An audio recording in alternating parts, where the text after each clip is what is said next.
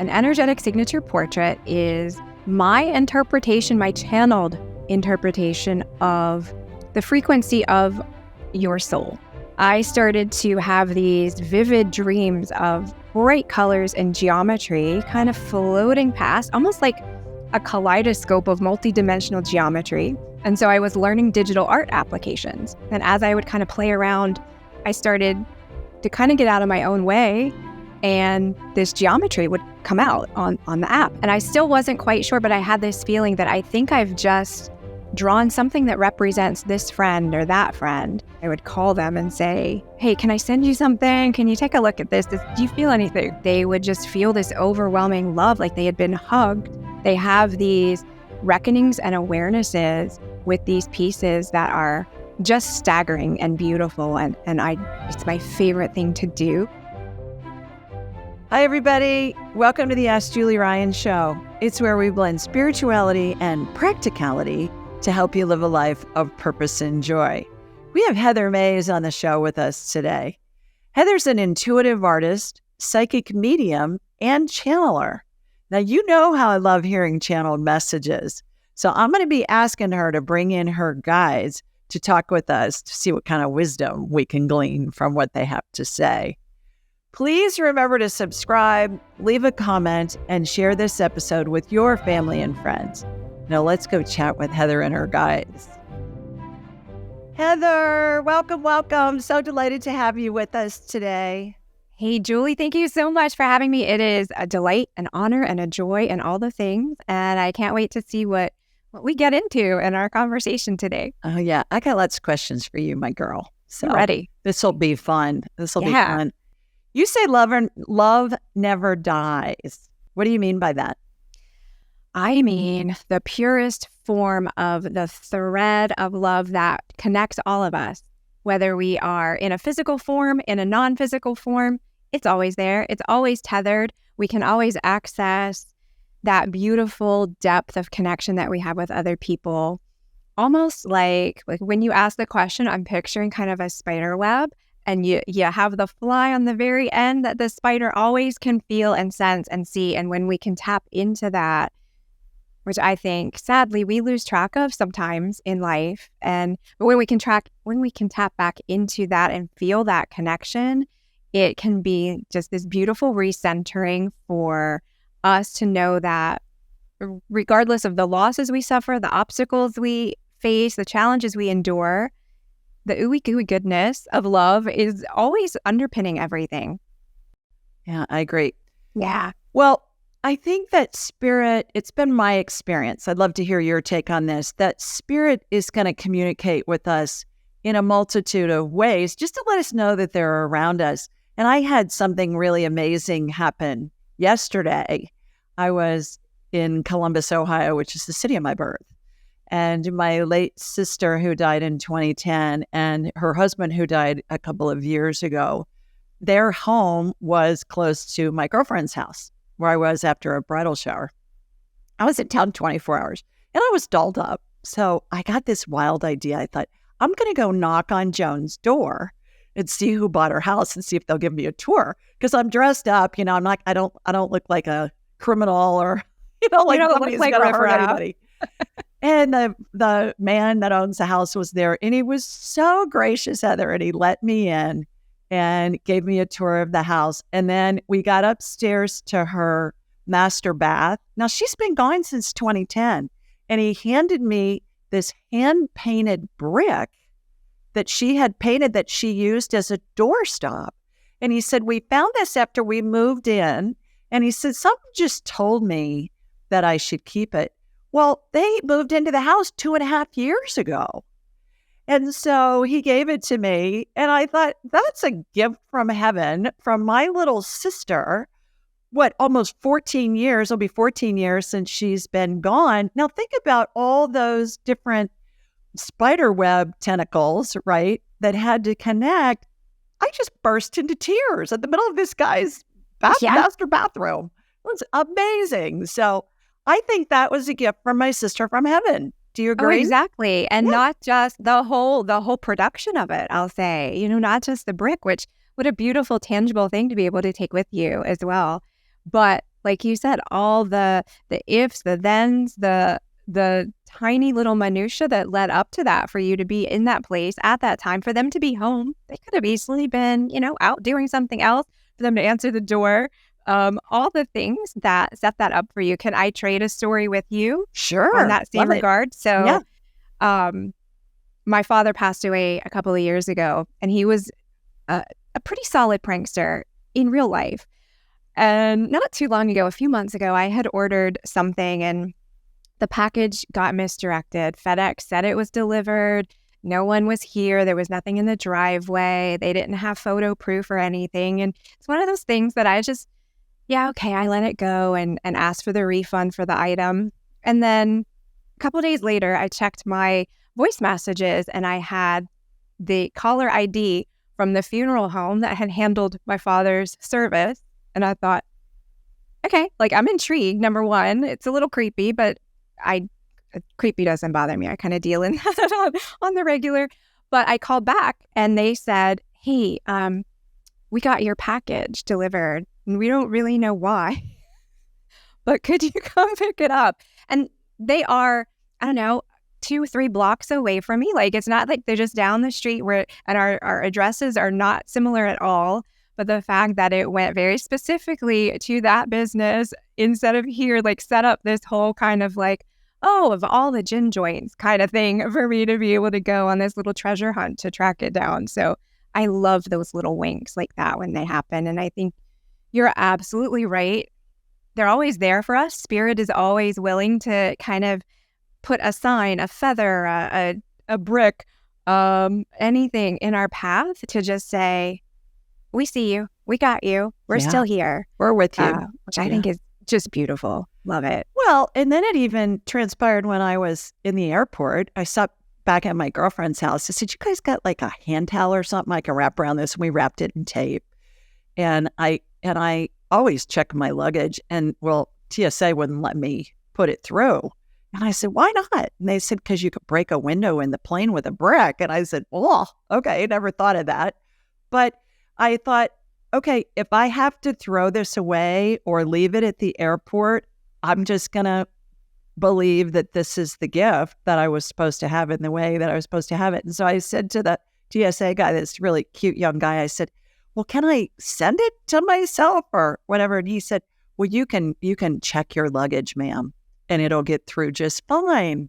And so I did, and I had plenty of time to get back through security and all of that. So I think that was even a continuation of, what was happening, that I was willing to let it go and just take it for a short little gift. And then as it ended up, I was able to bring it home. And it was probably better that I didn't check it because my suitcase was heavy with that thing in there. So I think that when we get a sign from our loved ones, that it can continue in a multitude of ways if we just stay open to how it's going to unfold. And certainly there are lots of other meanings that come with those signs. Have you found that to be the case? Yes, if you are willing to kind of sit with something. And I love what you said about the surrender. Like, you got in that zone of, I'm going to let that go. And the old adage, if it's meant to be, it'll come back to me. If it's meant to be, I'll be able to check my luggage. And we're going to rewrite that one today for you. And I think, there's so much more. Like, for yours, the brick that's home, and that's like, I almost want to say, like, that's a building block of your relationship with her, and this very visceral symbol that you were able to get from that. I think the more we are able to understand too, Spirit often speaks in shorthand or symbology, because that's their vibe. That's kind of how they do it. So wherever something resonates with you to have a larger meaning, absolutely lean into that and say, I feel like this was just, my thing with the package, somebody could have written that off as coincidence, or, now I'm annoyed or I'm triggered because now I've put my energy back in the space of a funeral or whatever. But if you just stay open to how things can kind of unfold and look in a bigger way, and I like to think that was like a thumbs up from my dad, like, you're okay. I've got you. Like, this is great that you are making these decisions and getting this. And it got me to have a lovely conversation with a total stranger, which there's no coincidences there. Who knows what that story may have touched for her in the work that she does in her profession. So yeah, I think it's just beautiful, and leaning into those expanded, heartfelt understandings of what comes up when we do get those signs, I think can be really beautiful. I agree. You mentioned home, that, the brick signified home. Look at this brick. This is it. Oh, No, I love that. It's the painting of, I think it's a Charleston home, actually. I get that. Yeah. With the, the 3-tiered thing. And it's a house. And look, it's painted all the way around. Well done. Oh, my goodness. This is what this guy gave me from my sister's house. Now, how bizarre is that? That's like, she left that, she painted this probably, who knows, 20 years ago, and I'm getting it now. It just makes me weep even thinking about it. So your point about her letting me know that it's a home kind of a situation. And then when you said that, I thought, okay, I got to show you the brick, because the brick is the painting of a home. That's so cool. I love that. I love it. All right. It's great. You have a team of multi-dimensional guides in the angelic realm, as well as the 7th and 9th dimensions. What do you mean by that? And how do they work with you? That's like above my pay grade, girl. What does that mean? Mine too. It sounded like, from that introduction, I feel like I'm on a game show and I need to end behind the scenes we have the team. So ever since I was a little girl, I was aware of other beings, energies. I wouldn't have known what to classify them as. It was just my normal that I had kind of like the peanut gallery following me around. And when I would go to sleep at night, they would help me walk through kind of a mini life review, where we would say, here's what we did through the day. I would see it on a movie screen. I would be able to pause and change things if I wanted to say, oh, if you had maybe gotten, I can't think of a good example because I was a little kid, but if you had maybe played with this friend instead of that friend, this is what would have happened. So I kind of always was in consultation with others. And as the years progressed, many, many, many, many years, the team changes based on kind of what I'm into, what I'm vibing with. When I was writing my first book, I had kind of some authorship guides, I guess, different specialties will drop in. And then around 2020, I got this new energy, and I can always tell the quality of the energy. So just like somebody might know if they're blindfolded and in a corner of their room and their husband walks in and their kids walk in and their best friend, without hearing anybody say anything, you can kind of sense who is who, because we have this unique energetic signature. So I can tell on my team who is I think I've created this kind of ranking. They wouldn't say they're ranked, but kind of where they are on this platform, like bleachers. I don't know how to describe it, but those who are in spirit feel they have a denser quality to them. The angelic realm feels lighter and bigger. And then I got this new kind of flavor of energy that started to come in that was just bouncy and zigzaggy and almost erratic, but would come in with really quick, really fast pulses of information. And working with them, they led me to understand that that was kind of a galactic connection that was completely new to me. And so they're on the team now too. And we just it sounds so funny, we just kind of all vibe together. We just, hang out. And when I am doing channeling or when I'm working with clients, they will often feed me information. In my mind, it looks like when you have the Senate hearings and there are the staffers behind the senators who are passing them notes, here's the next thing you need that's relevant. I sometimes get information in that way. So it's not something I really set my GPS to ever do in life, but just kind of unfolded as part of the package that is me, I suppose. So I hope that answered the question. Yeah, it does. It does. You kind of feel like Princess Leia, but you got galactic help now. Yes. Obi-Wan. Yeah. You're my only hope. And some of the healings that I get to watch happen with my clients and with people that call into my show. I joke and I say, makes me feel like Princess Leia and I have a lightsaber, because what it does is it's like a laser that's zapping parasites and viruses and jazz like that. And so I always think, a tall blonde as Princess Leia, not so much, but makes me kind of feel like I'm in a Princess Leia kind of a vibe. So you sound like you're a kinesthetic learner. It sounds like you feel the guidance from spirit first, and then do you see these guides as well? Do you hear them with your ears? Are you hearing them telepathically in your head? It varies, and it has changed and morphed over the years somewhat. So typically it is, I agree, it is kinesthetic. And my team wanted to joke and say she's an accidental learner, like they were going to correct you. Wait a minute, thank you, I think. But so I will most frequently feel something, and the kind of strength of it determines and discerns, is it mine, is it someone else's, where is it in that person, is it even where on a timeline is it with someone, was it something from their past, a future, in this now moment, like that. I will also hear, here's a fun story I had to clarify with my team for many, many, many years. Their kind of signal for me as a confirmation of yes was a ding.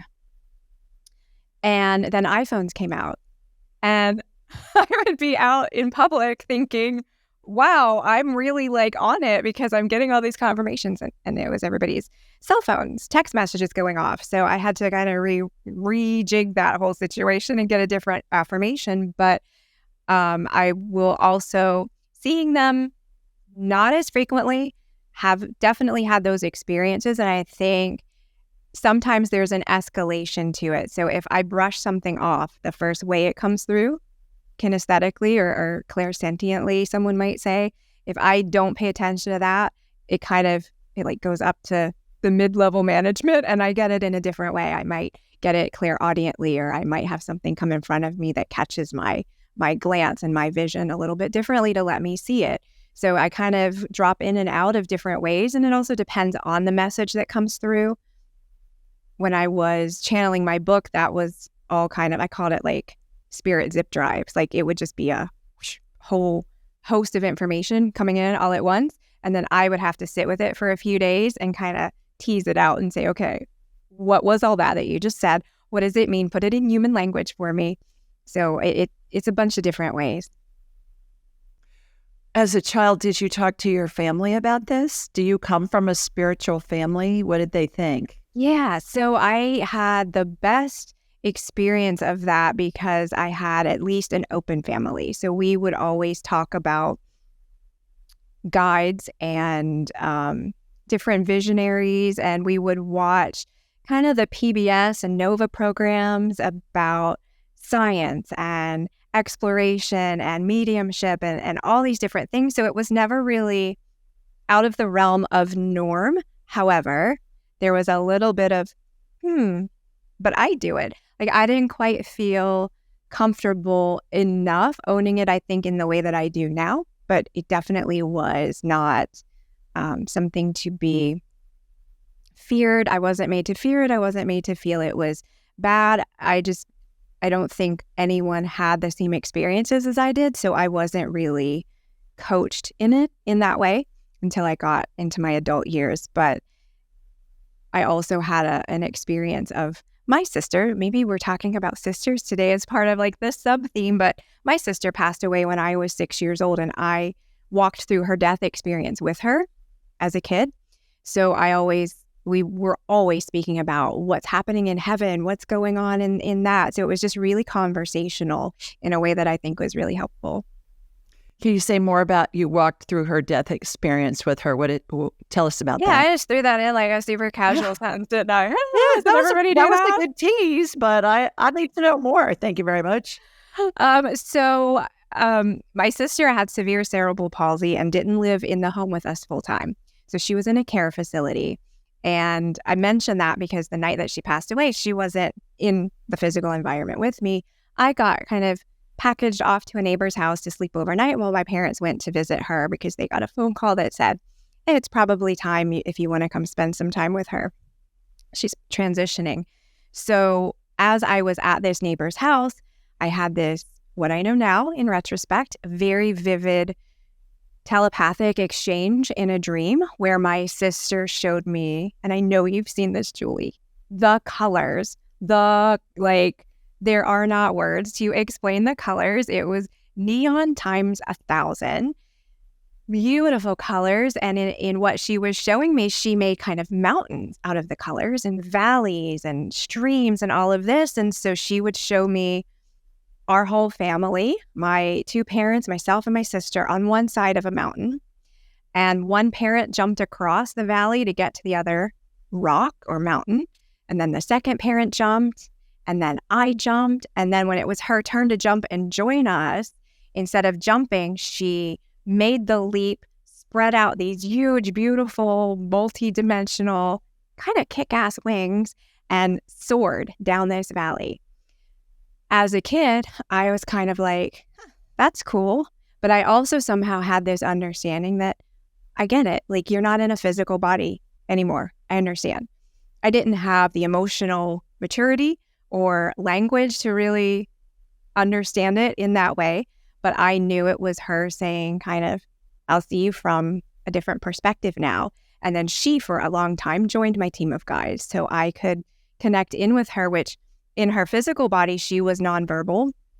So we kind of had already mapped that out where, and again, beautiful blessing as a family because we had the awareness of, yeah, she feels this today, or what do we think she's feeling? Like we were always connecting in a different way without language. So that was very comfortable and familiar for me. And then I just kind of felt her presence with this other group of, I was going to say yahoos, this other group of beings of energy behind me, and knew that based on that kind of signature energy that she had, that was her. Oh, what a great story. Wow. When my sister passed, we were all around her. She was in the ICU. She was on a ventilator and they took her off. And she wanted me to take her to heaven. So I did and escorted her with the angels, got my spirit out of my body, got her through the plasma wall. That's what the pearly gates looked like to me. Got her on the other side, heard the roar of the crowd when she crossed over, and then came back and reattached myself to my body. And I always think, what an honor to get to do that. I've done that a couple of times. She was the first one I'd done it, but she said, you have to go with me. And I said, okay. So I did. So it was really a life-altering experience for me. I'm getting weepy just telling you about it, all these years later. But it's profound. Yes, and I've walked people. I say walking across the veil a few times as well, and it is. Let's just cry. Let's just have a moment, Julie. It is unbelievably resplendent and ecstatic and just flat out gorgeous. And then to kind of bear witness to that is such an unbelievable honor. And have you had the experience too, where maybe you're not with someone as they're transitioning, but I've had this happen a few times with friends or the pets of friends or kind of distant relatives where I'll just be doing my own thing in the course of a day and I get this sense of elation, like, oh, we've got her. Yeah. It's like they she's come across almost like Red Rover, the game as a kid. Like, we've got her. She's over here now. Yeah. But it is this absolute large feeling that there's no emotion here to really compare it to. Yeah. It's pure ecstasy. The only thing that I compare it to is we're a college football family at my house. And when we're at a big football game, with 100,000 people in the stadium and there's a touchdown scored by the home team and everybody goes bananas and there's this roar of the crowd. That's what I hear and see when somebody gets on the other side, I call that the welcome to heaven committee that's there waiting for them. But there's this actual roar of, yeah, she's here, whatever, he's here and, welcome home and all of that, which adds a glorious component to normally what's a heart-wrenching situation for the family. But just knowing that they're received by loved ones and others, I think is really terrific. What's quantum mapping?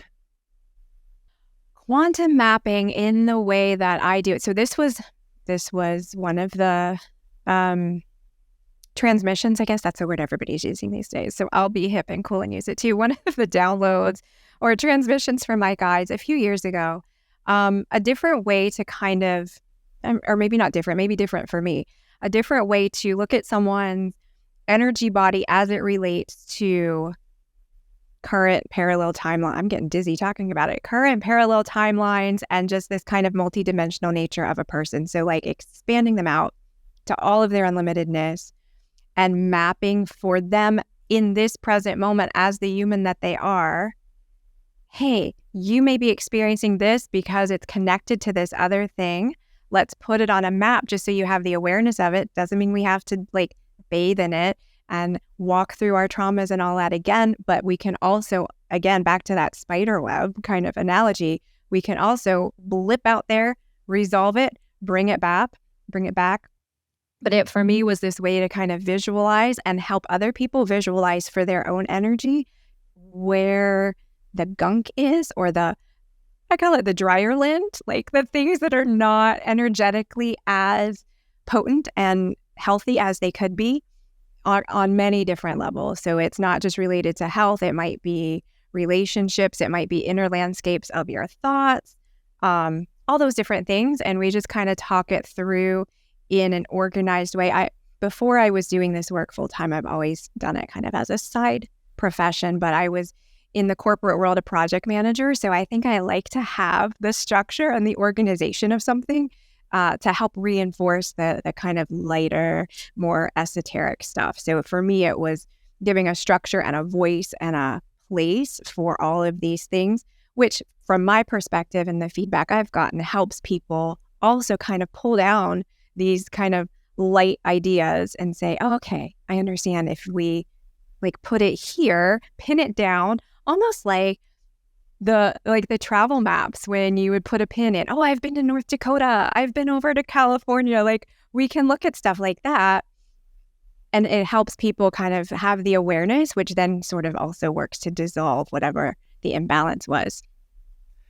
Well, great segue into I want to talk to you about past lives. I also want to get you to channel your guides here in a couple of minutes. But first, let's talk about time. It's my perspective from hearing this a bazillion times from spirit. Time doesn't exist in the spirit world. Time's a human creation.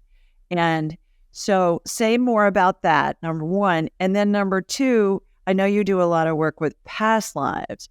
And there are many schools of thought that claim that we live multiple lifetimes concurrently.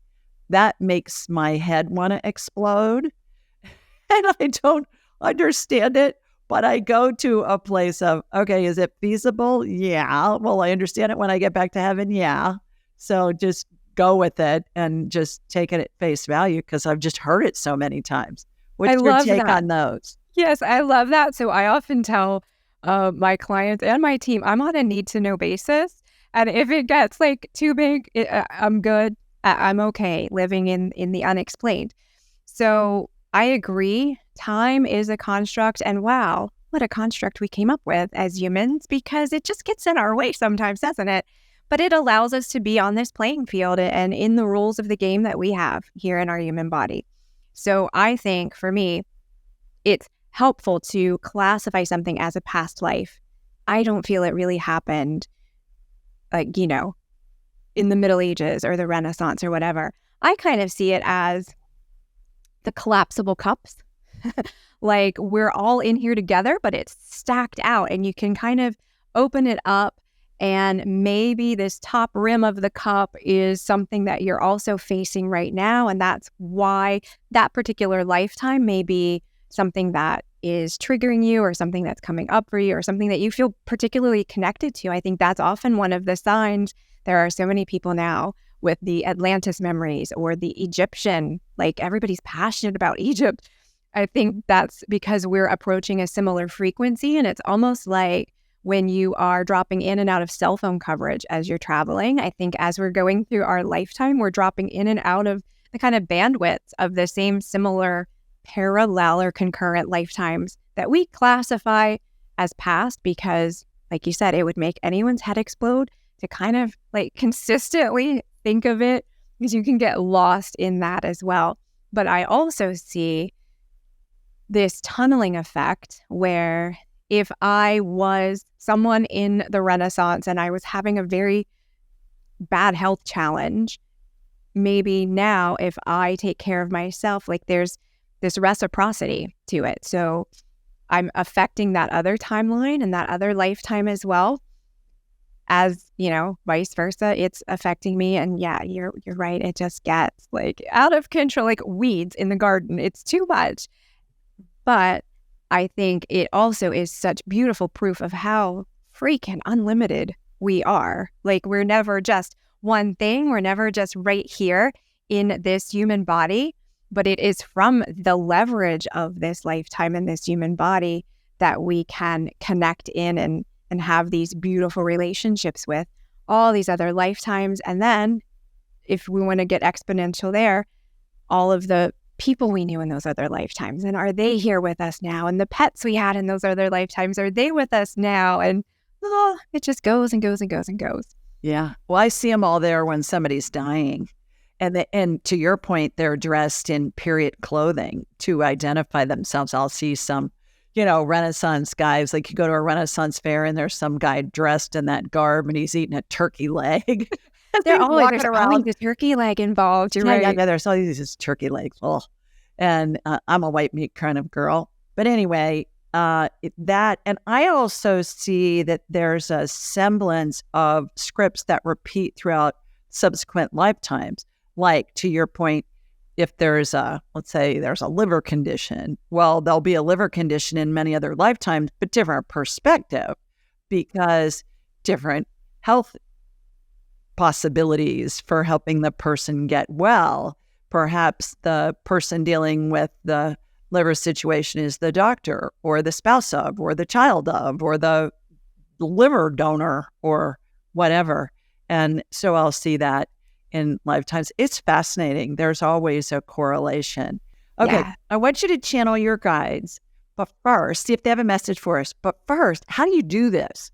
Do you give us what your technique is, and then we'll go into if they have a message for us? Sure. So the best way I can describe what it's like when I am bringing them in, I feel energy come from this side of my body in, and I kind of almost like if you were to that space between being awake, falling asleep, when maybe you get a notification on your phone and you're like, whoa, brought back into it. So it's kind of a drowsy awareness, but not fully me. I also like to envision it as if we were in a conference room and I'm the speakerphone in the middle. So I'm letting other things speak through me, but it's not, for me, it isn't so much they're coming into my body and using it. I used to describe it like that, and it's changed over the years. It doesn't really feel like that anymore. I just, Heather, as a human, not necessary anymore. So I kind of step out and let others use that, but it isn't like an incorporation or anything like that. I don't know if that even makes sense the way I'm explaining it, but the speakerphone in the middle of the table is the best way because I'm also in the room in that scenario where I hear what's going on. I may not remember things. Yeah, that's probably the worst answer ever. I'm seeing a picture because I get divine downloads like you do too when we're in the middle of a conversation. What I just saw was the I Dream of Jeannie, da da da da da da, that TV show.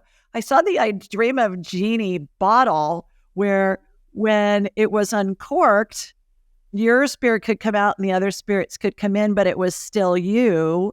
And then there was an exchange. Like when they were done, they left. Kind of like we're high-fiving, like when we pass. Yeah. And then you're back in and then it's corked again.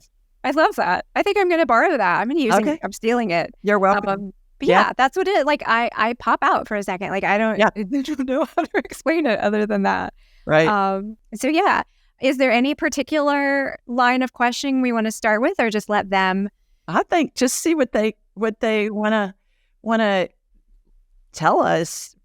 Everybody that's watching this video, regardless of when they watch it, I mean, do they have a message for us? Yeah. Okay. And it's a quick thing for me to kind of jump out of my genie bottle. Great. I'm gonna do my hair like that now, and like, yeah. You're gonna wear the outfit. I don't know that we need to see that, but Barbara Eden. Oh.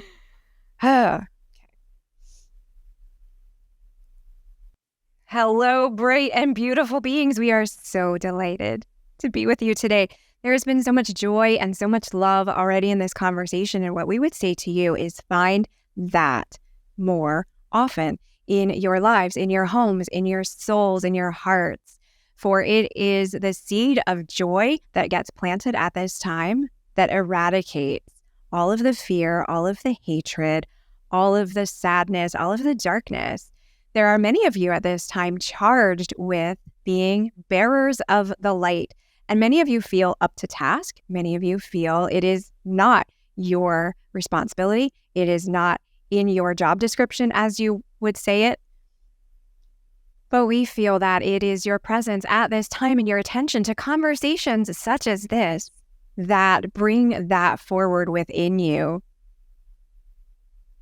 Do not judge those parts of you that feel inept, that feel inadequate, for they are simply muscles waiting to be developed. They are simply opportunities for you to take on, try on, as you would try on clothes in a dressing room for yourselves.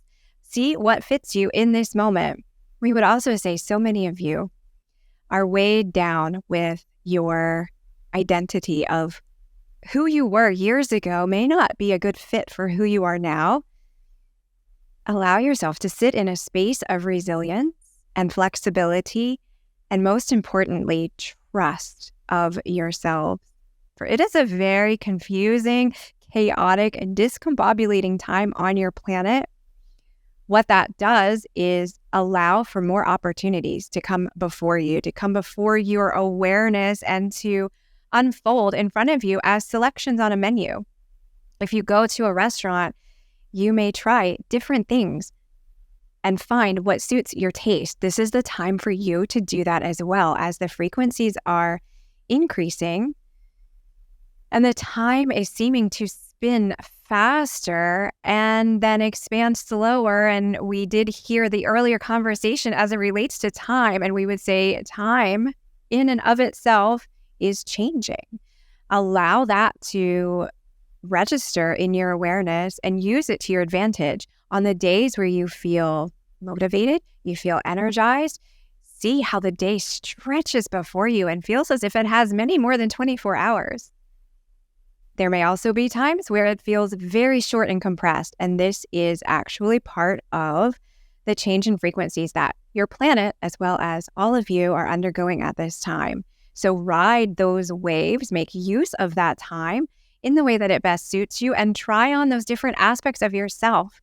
This is the time to face any fear and use it as motivation and leverage, for there is nothing that can permanently harm your soul. You are unlimited, you are radiant, you are so much more expansive than you are held in the framework of your beliefs.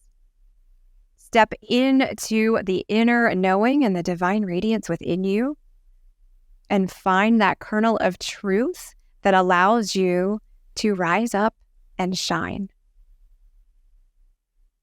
We would answer any questions if there are.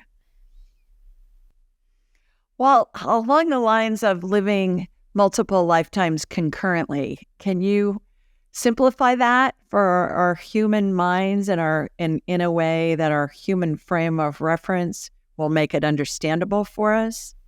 We may attempt to do so for you. The image that we would share is one that many of you may be able to pull into your awareness quite easily.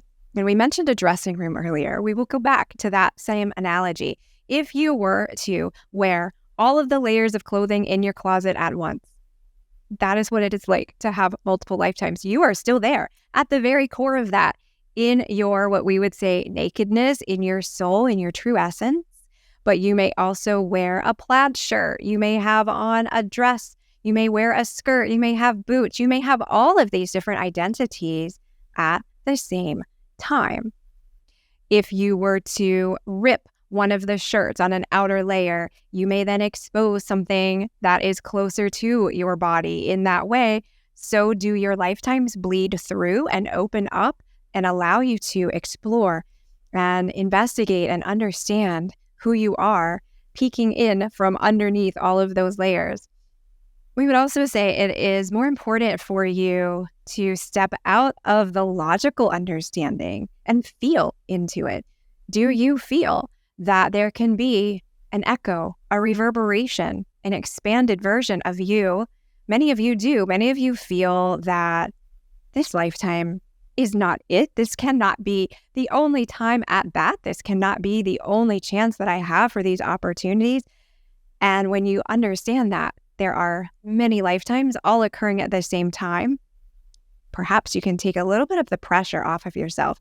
Not that you would not hold yourself accountable and responsible in this lifetime, but understand that there are so many other variants and existences of you all trying your best, and feel the magnitude of that. We would also say that's an amazing affirmation that many of you can take on. I am doing my best. You can add to that, I am doing my best in all of my existences. See how that elevates you. See how that makes you sit a little more firmly in the seat of your soul and allow that expanded version of you to be who shows up every day in the mirror. I am not just the me that I see here. I am the me that has existed across all time and all space, and all the answers lie within me. Wonderful. What about healing in one lifetime? Does it help heal things in other simultaneous lifetimes that are happening simultaneously? And I've heard about ancestral healing, where when we heal ourselves in a lifetime, that it can help heal our ancestors. Are they one and the same? How does that work? They are not one and the same. We would say they can heal if it is in the highest and best interest of the current lifetime to resolve an issue. So what we mean by that is, overlaid upon all these multiple iterations of self is the concept of, on your planet, free will. So if you are in a lifetime that also has free will, and your soul has chosen to learn a lesson, let's say, of a physical challenge, a handicap, you may express something similar. You may express a shadow of that in a different lifetime. You may heal it in that lifetime through healing.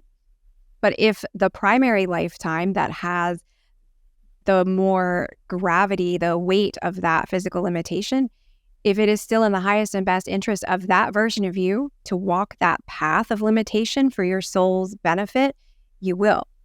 The healing will enable you in that instance to perceive the lessons that you're learning in an easier fashion, but it may not eradicate the illness or the disability.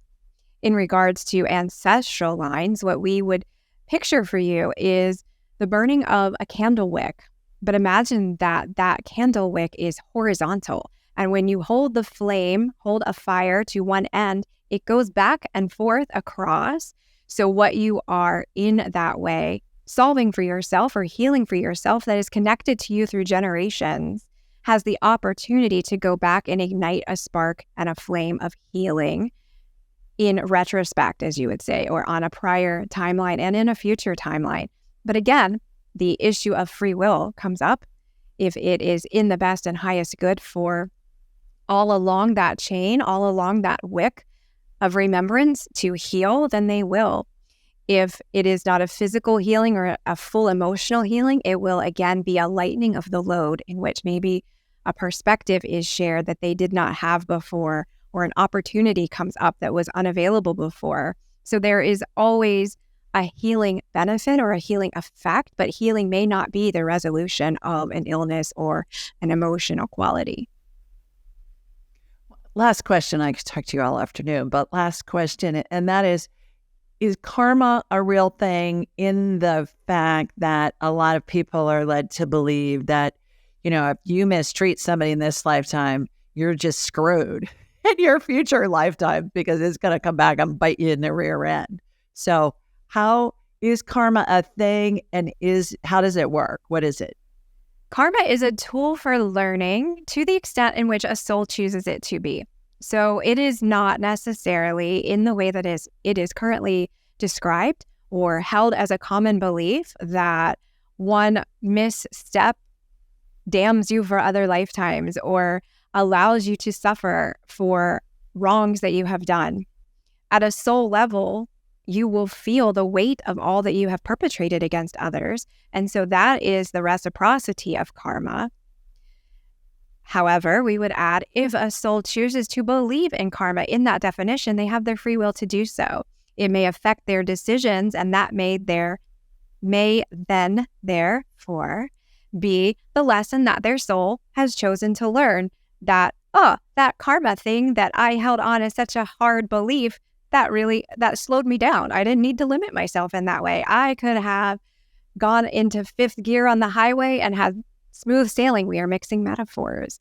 But karma is not as restrictive as it is often led to be believed, as it is often presented or instructed. It is merely a permission slip for many to be able to sometimes excuse their behaviors, sometimes slow down in life and say, I won't take that chance because if it goes wrong, then maybe that screws up the karma. It is also too often an easy eraser to say, that's someone's bad karma. That's what they deserved. And then you are sitting in a space of judgment, either for yourself or someone else. So it is a tool through which many of you on your planet at this time kick around and play with as far as definitions, but it is not the limitation that you think that it is.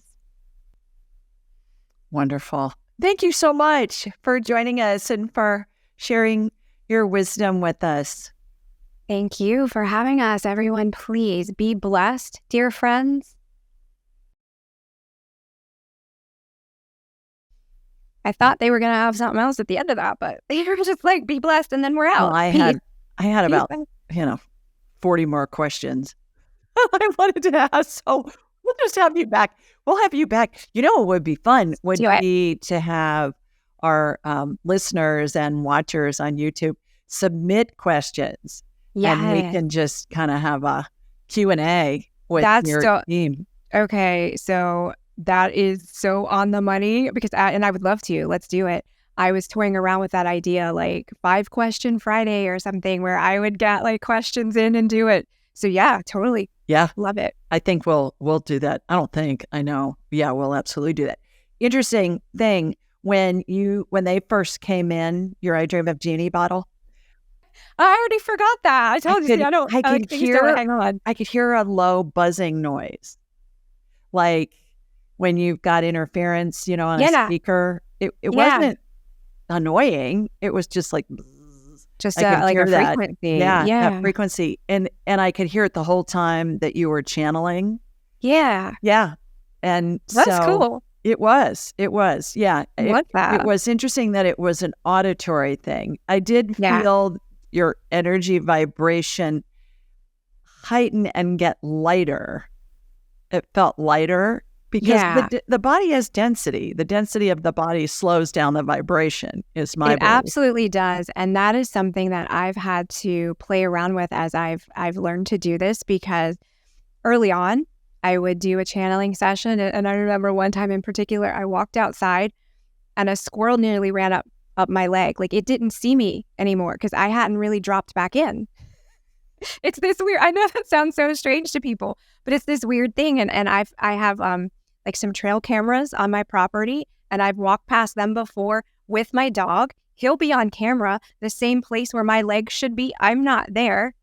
So I don't know. That's why I don't know where I go with my little genie bottle, But I've had to work at kind of being lighter, but also staying here. Yeah. Because you got to anchor that in at the same way. Well, and I think what's happening is our vibration is one thing, but then when you multiply it with a bunch of different guides all together, it's been my experience, see if this makes sense to you, it feels lighter to me. The more that are gathered together that are spirits, it feels lighter.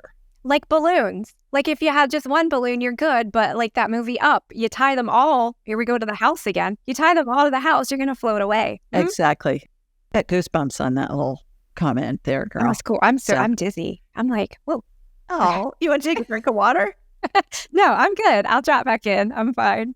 Part of it is just sheer happiness too. So, all right. Talk to us about energetic signature portraits. I'm fascinated with this. First of all, tell us what they are, and then tell us how you do them, and then describe what they look like. Beautiful. So an energetic signature portrait is basically my interpretation, my channeled interpretation of the frequency of your soul. So, and this will be a great reflection of you want to do something, but don't limit how it shows up. So I had put this call out to the universe. I really want to do something with art, but I don't want to just do it to do it. I want it to help people, and I have no idea what that looks like. And at the time, I wasn't really doing anything. I took art classes back in college from my scholarship, but never really did anything. And maybe as a hobby, I would sketch every now and then. But after I put the call out to the universe, my team, spirit, my own soul, however you want to classify it, I started to have these vivid dreams of bright colors and geometry kind of floating past, almost like a kaleidoscope of multidimensional geometry. And I had no idea what it was. I would just kind of in my dreams sit there and think, that's really cool. That's really pretty. What is it? And my guides didn't answer and didn't answer and didn't answer. And then along that same time, I was writing my first book, which also involved illustrating my first book. And so I was learning digital art applications. And as I would kind of play around with the stylus and the different apps, I started to kind of get out of my own way. And this geometry would come out on the app. And I still didn't know what it was. And then the more I played with it, the more I started to understand that I think this is representing someone. And so it would have like a layer of these beautiful cloud-looking shapes that are very vibrant and wispy, and then this beautiful geometry on top. And when I see them, even though I'm drawing them two-dimensionally, I see them as moving. So they kind of breathe in and out and they move. And I still wasn't quite sure, but I had this feeling that I think I've just drawn something that represents this friend or that friend. And so I have the best friends, by the way. I would call them and say, hey, can I send you something? Can you take a look at this? Do you feel anything? And they're like, yeah, but I don't know what I feel. Or like they would feel physical symptoms. They would get, their pulse would race. They would get dizzy. They would just feel this overwhelming love, like they had been hugged. And then I started to trade portraits, and in a group of friends who knew one another, show them different examples, and they would be able to identify which friend it was based on this. And they don't look anything like people. These aren't like sketches of faces. They're just geometry and color. So then I started to realize, or back into the awareness of, this is someone's frequency. And my team started to say, this is so much more real than like the name tag that would say, hi, my name's Heather. It would be this is me. I am this bundle of color and light and shape and form and geometry. And so I started doing them, and now I've done thousands of them for people in all over the world and get the most amazing feedback that it's just coming through me. If I try to consciously do it, the funny thing is the app will crash, or the stylus will stop working, or a color I select will turn into a different color. Like I can't be there other than to be the vessel that it comes through.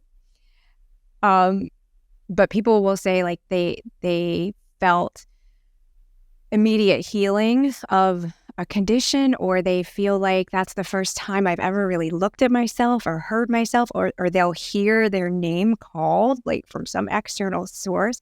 They have these reckonings and awarenesses with these pieces that are just staggering and beautiful. And it's my favorite thing to do. So thank you mainly for the question, because I absolutely love them. And so for anyone who feels kind of like deprioritized by the world, or where is that authentic spark within me, this is a way to say, hey, this is a version of you.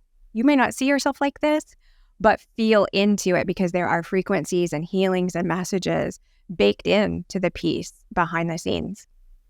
When I was looking at them on your website when I was preparing for our chat today, it reminded me of a kaleidoscope when I saw them. And the energy in them that I was feeling in the different examples that you have on your website were very different. They were all really high, really joyful, all of that, but they had different nuances about them, I felt, number one. And number two, I thought it was interesting that they were all geometric designs for the most part, and I could see them moving as well, like what you just described when I was looking at them. But I found it fascinating that they were what I would call sacred geometry. And I'm really interested in that and want to explore that further.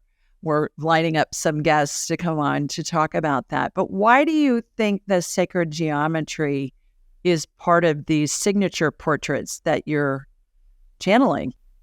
I think it goes back to, it's not going to be a light answer. I think it goes back to the secret structure of the universe, that as we come in and out of incarnations, and there's a version of these that once I did these for a number of years, Spirit also brought to my awareness, hey, you're a medium and you cross people over. Don't you think that has its own kind of shape? And like, let's look at what the soul does as it's transitioning. So I also have soul gateway portraits, which show like the comings and goings, either a birth or a passing. But I think it's the way in which our souls are organized into this multidimensional net, this framework of the world. And it's the way everything is designed and prioritized and built through math and structure. And it's kind of all that, this is above my pay grade, but it's all of that, the underpinning of the programming, if you will. And programming gets a bad vibe or a bad connotation a lot of times. But I think this is the good kind of programming. Like, this is almost the energetic skeletal structure upon which we exist. So we come in as these unique shapes and forms, and then through that is overlaid our DNA and our structure and our stories and our soul journey, and all of that is encapsulated in this essence of us. We had Dr. Robin Ward on this show a couple of years ago, and she's a math professor at Rice University in Houston. And she was talking about how everything is geometry, how spirit is all geometry. And it was a really fascinating conversation about that. And her role is to help women in math, because our educational system has really kind of said, well, you know, he's a boy, he's really good at math, but she's better in the language arts or something else. And it kind of has diminished girls' actual performance in math, because it's just kind of a mindset that has permeated society. And she's all about changing that. And she has this program for little girls, like 3 to 5 year olds, that she calls the GEMS. And it's girls excelling in math. And she uses art to help them see the different designs in the mathematical equations that are in art, whether it be David Hockney or Leonardo da Vinci or Chagall or whatever. And she's really on it with what's going on with this math stuff. That's lovely. And yes, so that you said it too, the golden ratio, that's everywhere. That's in anything we find not attractive, but in anything that is coherent, flowers, paintings, all of it. It's just the underpinning of everything. And it's also, I think, how we dovetail and connect with our world. It's like we are these fragments plugged into everything, and that's how we can kind of, spiritistic, how we can kind of all fit together in one place. It's like the kaleidoscope, where all these different bits fitting together and recalibrating and reforming. Mosaics too. Tell everybody what the golden ratio is in case they don't know. Oh, I'm the worst person to ask about that. I'm throwing that out. Well, what's your interpretation of it? Julie, my interpretation of it is the structure through which, I'm not even going to have a good definition. Ask your guides to tell us. They're showing me a bag of golden Ore-Ida French fries. They're like, that's your definition of the golden ratio. So wrong, but not untrue. The mathematical constant through which structures can exist in a third dimensional realm and interconnect across other dimensions. So it's kind of like, what they're showing me is, I don't get it. I don't understand it. They're showing me like toll lanes on a highway. And it's like, that's kind of the toll gate through which, I guess I'm unpacking it correctly, the toll gate through which structure works. And they're like, you can't just go about life willy-dilly. You have to have an equation and a structure to things. So it's it's terrible, the bed frame of the mattress of life. Well, what I got from the toll booth thing on a highway was it was an entrance into a commonality, first of all. Sure. And that there's a structure that you go into that does add order, and it allows us to access things unknown from our human perspective. Because you go on the other side of the toll booth and you're on a toll road that you can't access unless you go through the toll booth. So it's opening up new horizons, kind of a thing. Oh, I like that. That's much more beautiful than what I was pulling down. Yes. Or Ore-Ida French fries. That's hilarious. Okay. All right. Well, thanks. I think that makes sense. It's just a structure that we go through that opens new horizons that are connectors to lots of things that are unseen, perhaps, from a human perspective. Have you had Robert Edward Grant on your show? I have not, but I'd love to. Yes. I mean, you need geometry and math and stuff. He is so proficient in all of that. That would be a great conversation. Yeah, terrific. All right, last question. Why do we incarnate? I'm deciding that sigh was, do I give the sarcastic answer or the real answer? But maybe we'll do both. Okay. Because we're glutton for punishment was the sarcastic answer.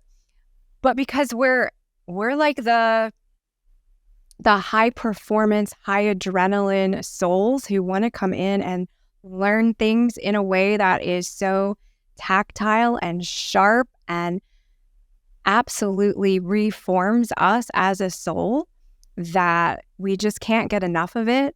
And we can learn lessons in spirit, but it's like taking a nice casual cruise or taking a rafting trip down the Colorado River. Both are a similar experience. We just kind of choose. We're the adrenaline junkies. Like I said, we want the adventure. We want the lessons. And then I think we also get addicted to just the beauty of it and the magnificent expansiveness, or the feeling of being unlimited, but playing with limited rules. There's like such a unique quality to that. And anyone listening who's having a really challenging day is kind of like, oh yeah, it's a party. Don't we just love it? But at a soul level, I think we do. I think it's the best play. It's the best movie to star in the universe. Wow, great answer. What a delight you are. My goodness, you, like I said before with your beauty queen years, I mean, you're obviously the whole package. You're beautiful, you're eloquent, you're brilliant, you're so wise. You have all these different skill sets that you've developed over your lifetime. And what a joy to have this conversation with you. How can people learn more about you and your work? Thank you so much, Julie. That is so abundantly kind. I'm going to be glowing for the rest of the day. The best way to find me is through my website, heathermays.com. It has the jumping off point for anything we've talked about, the art, one-on-one appointments with me, classes that I offer, any kind of good stuff like that, or just drop a note in my contact form and get in touch. I love to hear from people too. So I also have a YouTube channel. It's a baby channel, but it's there, and that's just under my name. So I try to post a couple videos a week over there as well. Okay, terrific. Alrighty, everybody, that's it for today. Sending you lots of love from Sweet Home, Alabama. Mwah! And from North Carolina, too, where Heather is. We'll see you next time.